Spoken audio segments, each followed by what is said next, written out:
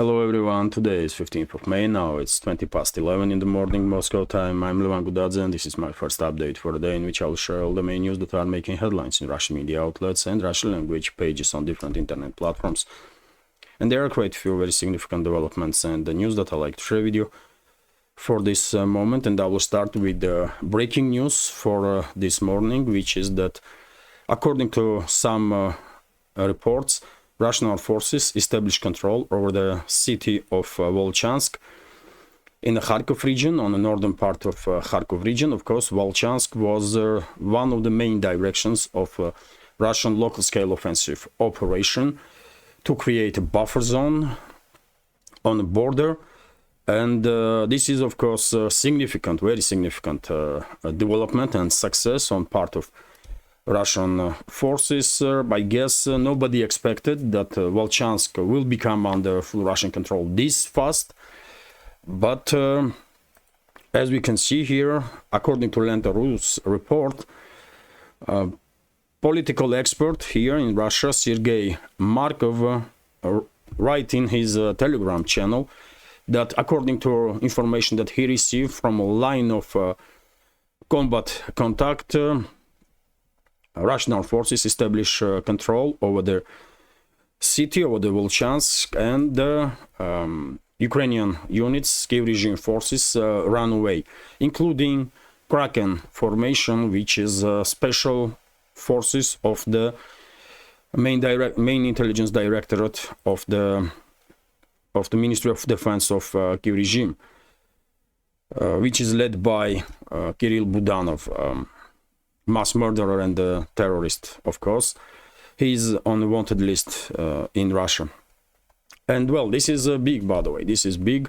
Volchansk is liberated. Yet again, no official confirmation of this information. I was looking for some other sources on some other channels to see additional information about Volchansk.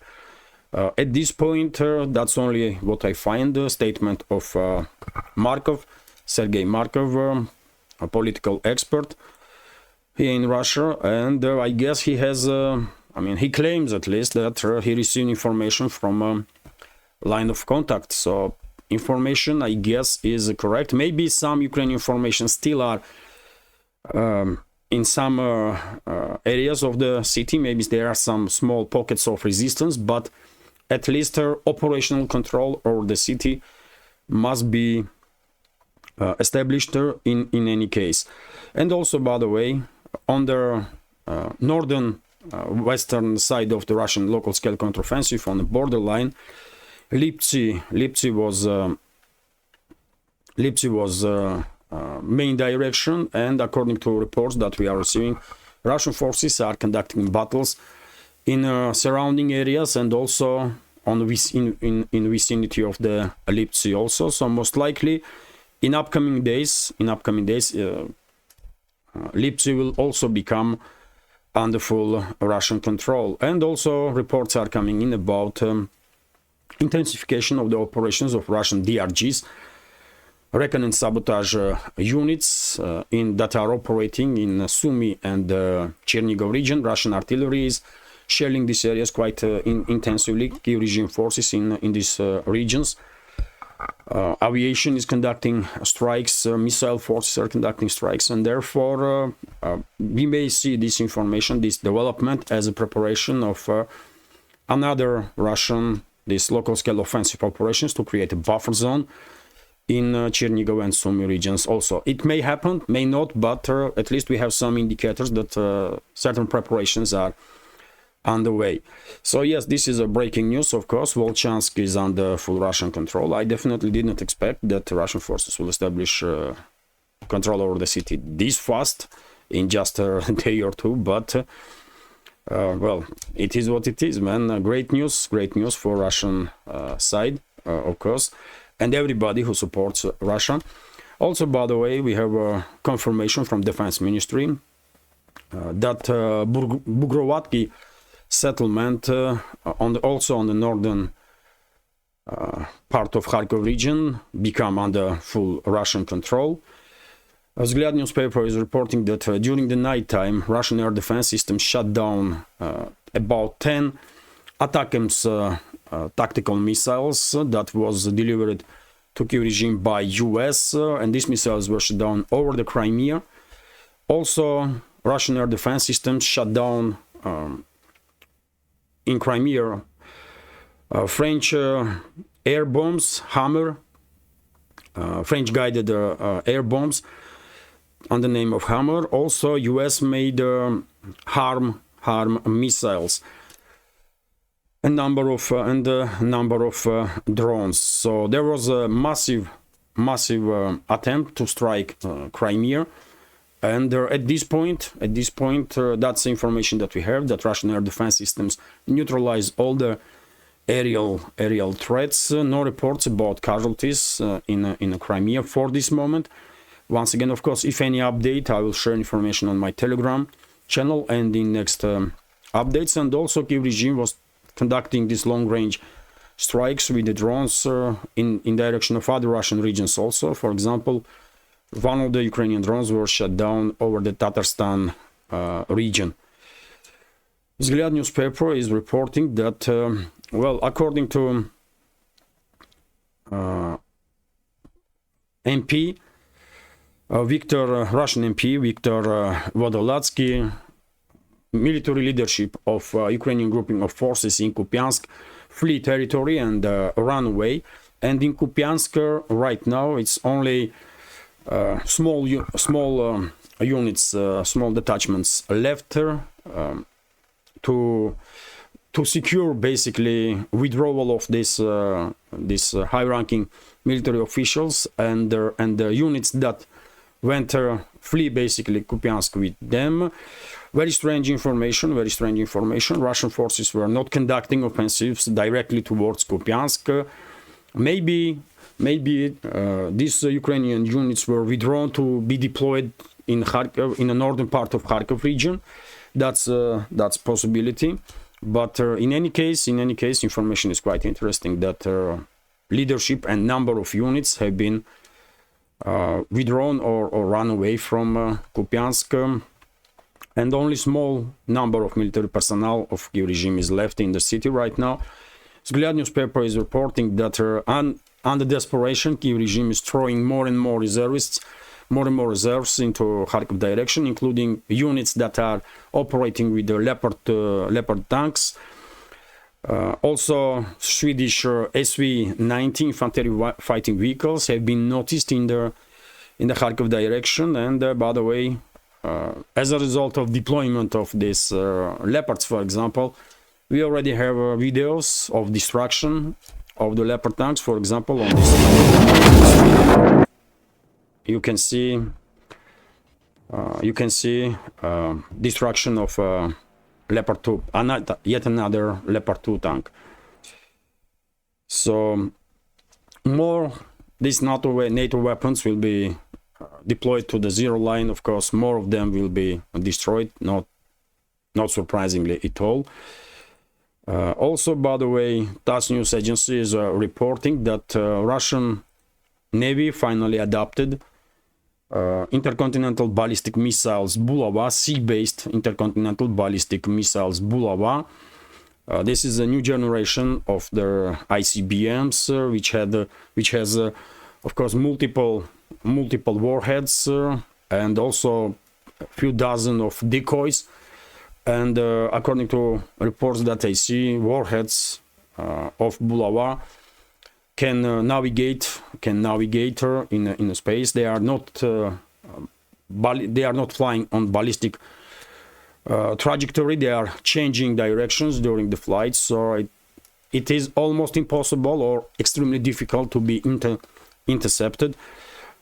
Significant development, of course, and Russian nuclear triad becomes even more capable after these weapon systems will be after these weapon systems have been adopted. RIA Novosti is reporting that Zelensky, so-called president of Ukraine, postponed his visit to Portugal and Spain, according to CNN Portugal. And the reason is a difficult situation for Kiev regime in the Kharkov direction. Vzгляд newspaper is reporting that, while for Kiev regime, situation in Kharkov direction is developing extremely negatively. Zelensky and his criminal associates also are preparing to, or at least trying to, defend the Kiev. Probably they are expecting Russian offensive on Kiev also, and therefore, according to Politico's information, US media outlet, of course, from 10 new brigades that Kiev regime is creating right now from forcefully mobilized people, 5 brigades will be deployed in Kiev. Quite interesting. Also, by the way, artists report that head of Ukraine's main intelligence directorate, the mass murderer and terrorist Kirill Budanov, gave an interview to New York Times, and he was quite direct about desperate situation for the Kiev regime in a line of contact. So let's read at least a couple of sentences. Yeah, Ukraine's precarious battlefield position is set to worsen in the near future. Kiev's military intelligence chief has warned in an interview with the New York Times. Kirill Budanov described the situation as on the edge as Russia continues to make territorial gains. So, well, after today's development, Volchansk have been liberated by Russian forces. I guess situation for the Kiev regime become even more dramatic, even more critical. Artists report, I wonder what kind of headlines Western media outlets gonna come up after this. Although, by the way, once again, information about Volchansk needs to be confirmed. For now, as I reported earlier, I have only this source, Lento.ru, which is reporting about Volchansk being liberated by Russian forces, and this information is based on statements of Sergei Markov, Russian political analyst, political expert here in Russia, and he is claiming, this political expert, that he received information from a line of contact about liberation of Volchansk. Anyways, let's continue. And RT is reporting that, U.S. Secretary General, U.S. Secretary of the State Antony Blinken has reportedly informed the Ukrainian President Vladimir Zelensky that Washington's long-delayed military aid is now on its way and is expected to make a real difference, according to several media outlets. So Blinken went to Kyiv. He and this Ukrainian counterpart of his another clown, Kuleba, they went yesterday evening in some pub, and they had their date, basically. I mean, this LGBTQ people had a rest in one of the pubs in Kyiv, and then they went to play some music and that kind of stuff. Very creepy situation, by the way. I mean, I knew this Blinken was very strange individual, but I did not expect that he was this strange. Anyway, none of my business. I don't give a damn about him and his girlfriend Kuleba. But anyways, he went to Kyiv and started promising some wonder weapons to calm down hysterical Zelensky, who probably had some overdose and did not look as adequate, as he never does lately. So yes, let's see what wonder weapons Blinken is promising those drug addicts in Kiev regime. Anyway, let's continue. RT is reporting the German Chancellor is promising Kiev regime third Patriot air defense system, and Scholz was kind of sudden that they have to give up this Patriot battery because of what? Because US ordered them, because Washington says so. So yes, no surprises there, by the way. Of course, Russian armed forces will track that Patriot and destroy probably in the very first week, once that battery will arrive in Ukraine. And simultaneously, there was reports that Germany will probably transfer to Kiev regime IRIS-T air defense system also. I guess that that system will not live long in Ukraine and will be destroyed in fairly short time. Also, by the way, RT's report that Defense Secretary of the United Kingdom, Grant Shapps, once again demonstrates London's London's negative attitude towards any peace in Ukraine, and he basically openly said that no deal between Moscow and Kiev will be acceptable for London. Who the hell, I mean, these people are, I mean, in leadership of UK to decide. Who are they? I mean, they are nobodies, but unfortunately in a Western world they still have some, you know, some force, some influence, and well, let's go through this news. Britain will not support any solution to the conflict between Russia and Ukraine that involves what it sees as concessions to Moscow, Defense Secretary Grant Shapps told Thames Radio on Tuesday. Okay, delusional, probably, I mean, also some LGBTQ individual that are confused about his orientation and about situation on the ground in Ukraine. It happens. Some medicine might help, who knows. Anyways, let's continue. RT is reporting that very same this deranged individual, this British Defense Secretary, stated also that Ukraine can use British weapons to strike Crimea. So once again, London is openly stating that British weapon systems can be used to strike deep inside Russian territory. They are basically inviting Russian response, and at some point, Russia will respond. London wants to play these games with Moscow. I don't think it will end well for United Kingdom. It will definitely not. But I mean, if that's what they want, then they will get some. RT is reporting that Egypt to join a genocide case against Israel. This is, of course, big development in regards to South Africa's case on genocide against Israel, and this is also a strong signal from Cairo, from leadership of Egypt to Israel, that they are very, that relationships between the countries may deteriorate extremely. Yesterday, I see also information that Cairo is considering downgrading diplomatic relationships already with Israel, and well, this is clearly a signal that Egyptian leadership leadership of Egypt is totally unacceptable. Gaza residents of Gaza Strip to be forced out of the region into Egypt, and Egypt, because those people have nowhere else to go. One side is sea, one side is Egypt, and the other side is Israel.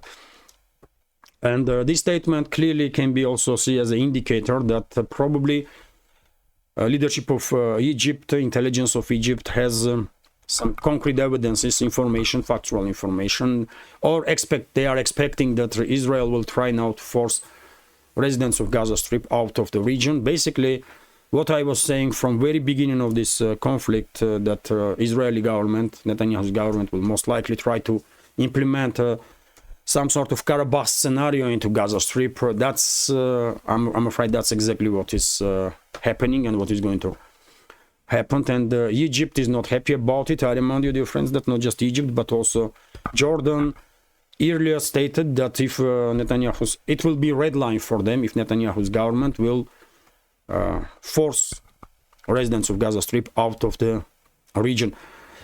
RT is reporting that President of Russian Federation, Vladimir Putin, has set the stage for his upcoming state visit to China, which will take place on 16th, 17th of May. So his visit will start tomorrow to China by praising efforts by Moscow and Beijing to build a just multipolar world order.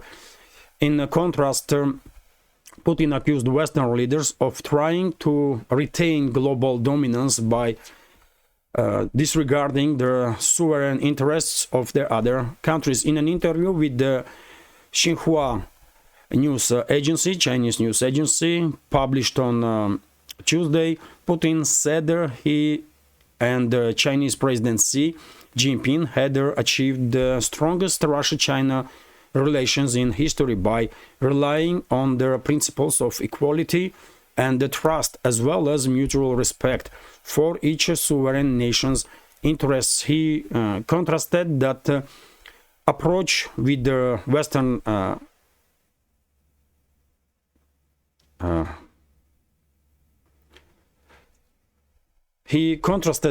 approach with the Western attitudes towards their other nations. Each is the cradle of humanity, our common home, and we are all equal as its inhabitants. Putin said, I am convinced that this view is shared by most people on the planet.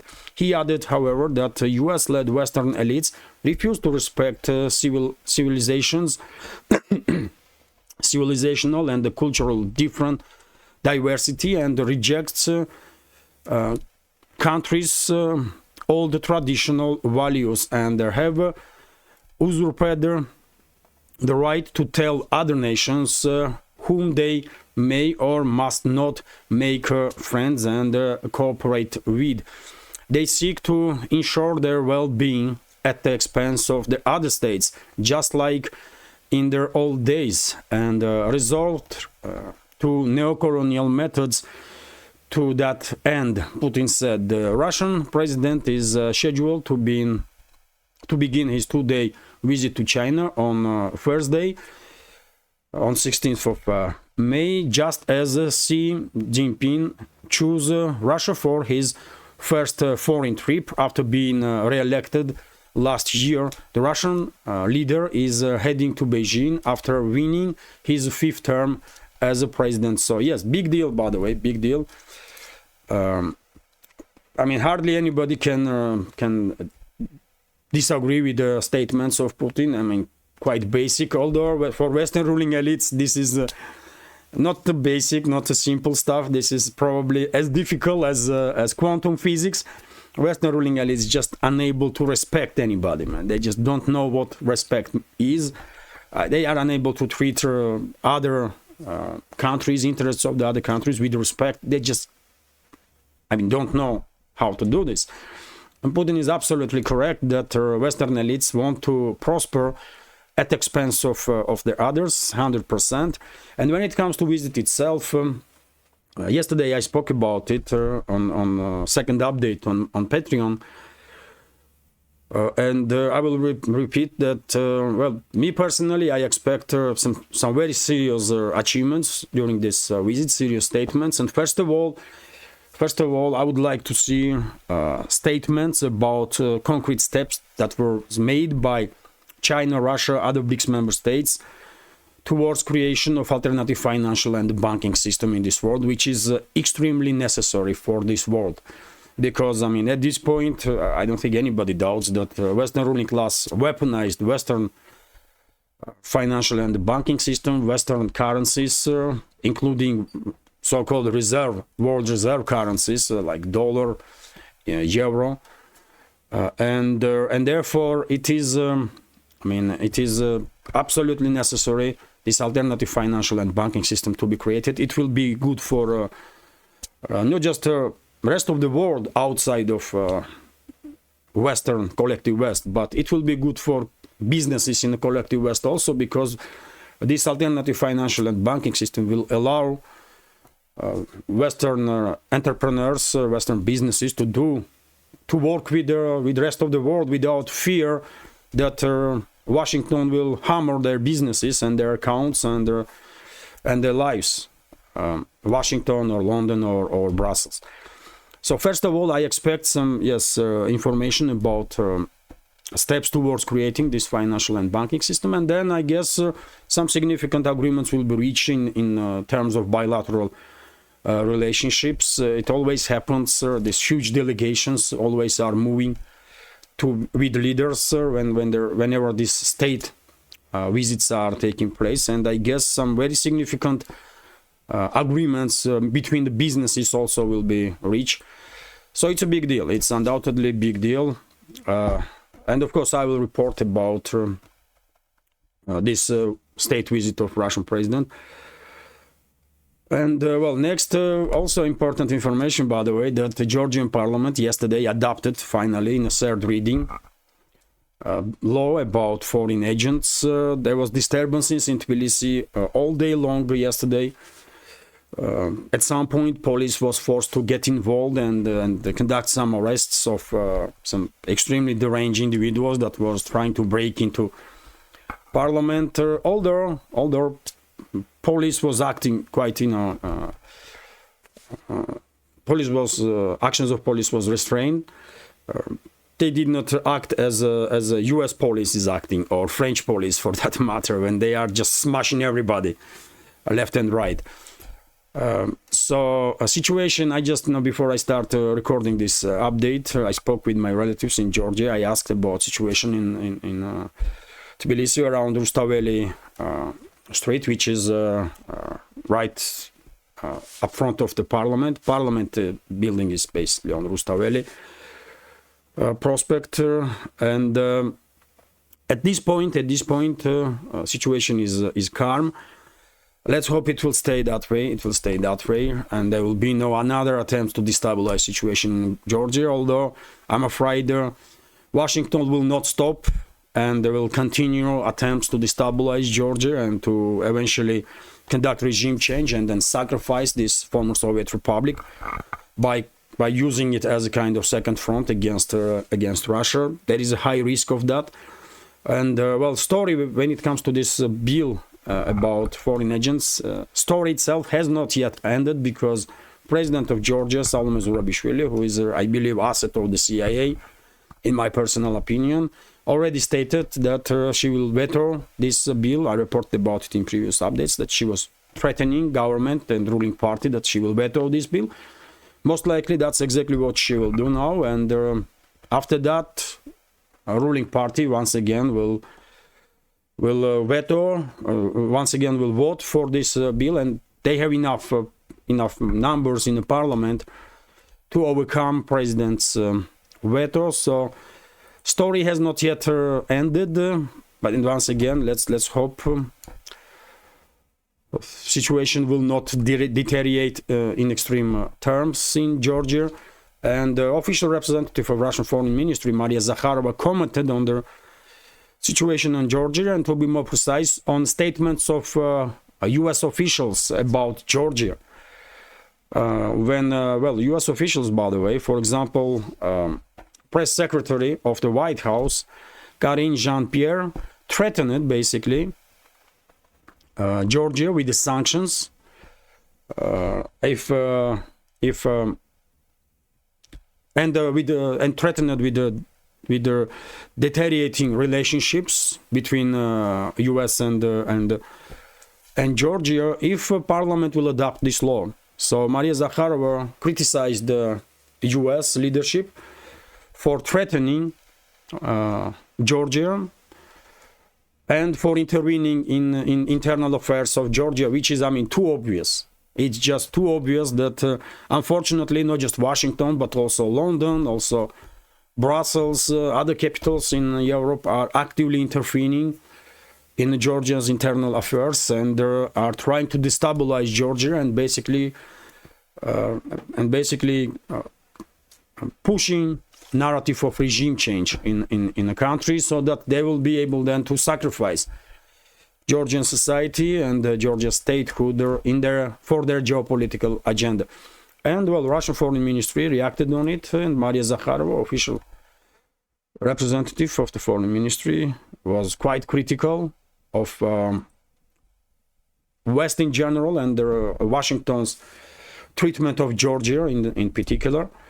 RT is reporting that, well, in Southern Caucasus, by the way, it's not just in Georgia that there are some disturbances happening, but also in Armenia, republic right next to Georgia. And in Armenia, several weeks now, there are constantly protests of the citizens of Armenia that are disagree with the policies of Pashinyan Prime Minister of Armenia, Western-controlled Prime Minister of Armenia, and people are demanding Prime Minister to resign. And it's not just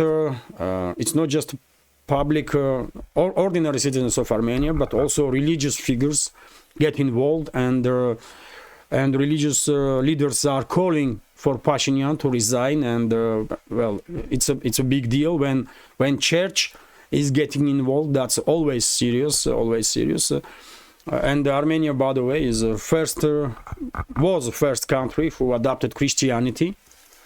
Little earlier than Georgia. Georgia adopted Christianity in 337 year, in 4th century, in first half of the 4th century, and Armenia adopted Christianity a little earlier even. And well, although of course there are differences, Armenia is a Gregorian Christians and Georgia is Orthodox Christian. But what I want to highlight is that of course church plays huge role in societies in both countries, by the way, in Georgia, in Armenia. And because the leadership of church get involved, I expect that society will not stop in their attempts to pressure Pashinyan to resign, because they see how destructive this Western-controlled regime of the Pashinyan is for Armenian society, for Armenian people, and Armenia itself. And some heavy treatment have been. Police was treating these protesters with heavy hand. There was dozens of arrests, not just yesterday, but days before that. And some representatives of Pashinyan's party, by the way, in the parliament, even are calling Church of Armenia to be some reformed, modernized, and there is clearly attack on the church also. And that's what Western ruling class promotes, by the way. Same stuff was happening during the Saakashvili's reign in Georgia, when church was under attack, Georgian Orthodox Church. That's what these puppets of the Western ruling elites are doing. They are trying to destroy moral stance of the public, morality of the society, and one of the main targets in that matter is always religious institutions. And in case of Georgia and Armenia, it's a Christian church. And well, Armenian church is under attack, and I believe Armenian society will not take it lightly. They will fight, and they will defend. They will defend themselves and the church. So things gonna escalate in Armenia big time. By the way, I think in upcoming days and weeks. And finally, by the way, RT is reporting that. US and its allies promised Central Asian governments benefits to enhance cooperation, but the West will be quick to topple them once they are no longer of use. The senior Russian diplomat has said. The Deputy Foreign Minister Mikhail Galuzin issued a warning in a speech at the event on Central Asian politics hosted by Valdai Discussion Club in Ufa, Russia, on Tuesday. Ufa is Russia, by the way, of course, in Russian city. And, well, according to him, the West wants to reformat the region for itself, to call dips on its natural resources, impose control on transport corridors that run through it, and to turn Central Asia into a staging ground for threats against Russian security. Well, this is all correct, by the way. This is all correct, of course, but also when it comes to Central Asia, Western ruling elites won't use Central Asia as a stronghold to not just jeopardize security of Russia, but to conduct assaults in different ways on China. On China, by the way. That's why, and to attack China probably are more, prioritized even by Western ruling class, and that's why this warning should be taken by Central Asian republics very, very seriously, their governments, because well, there was already several color revolutions there, isn't it? In Kyrgyzstan, for example, in Uzbekistan, there was some regime changes there, and the region is familiar with their tactics that Western ruling class is deploying whenever they want to deal with their governments that they no longer like. But once again, the main target for Western ruling elites is China, and therefore, especially republics of Central Asia that are bordering with China, should be extremely careful. And yes, this is it for now. Hopefully, you will find this relatively short, by the way, update informative and interesting. I try my best to share as many news as possible and as fast as possible to make update not too long, and hopefully I managed to do so. And well, if you find this update interesting and informative, please click that like button and leave some commentary just about anything, any topic. And this is the only way, by the way, we can influence algorithm. And for very same reason, if you can, please share links to my videos or my channels with your friends on any of the platforms that you are actively using. Also, by the way, let me notice that today, 9 o'clock this evening, 9 o'clock Moscow time, I will have a live stream. So, as I announced earlier, I will have two live streams.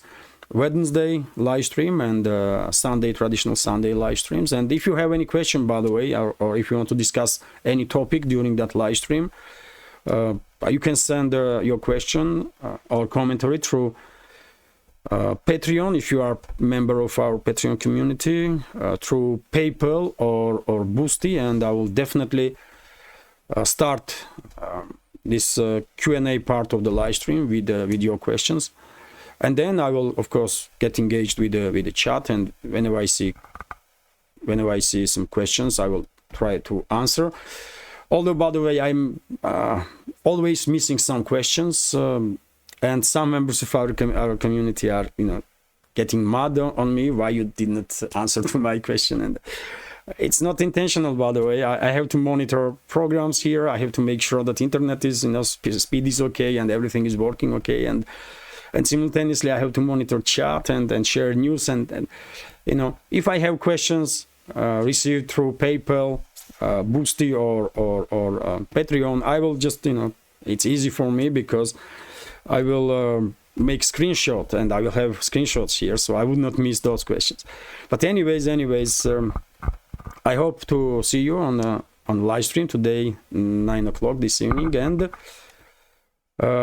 yes, if you like this channel, by the way, if you want to support my work, you can do it with small donations through PayPal, Boosty, or by subscribing to my Patreon page, on which, by the way, I have some extra content on regular basis, news updates, some non-political videos and stuff. So you might find my Patreon page interesting, and same time you will support my work by subscribing there. You can choose a level of support from $5 to up to $100. It's up to you a month. All the links under this video in the description box and in the pinned comment. This is it for now. Have a great day and take care.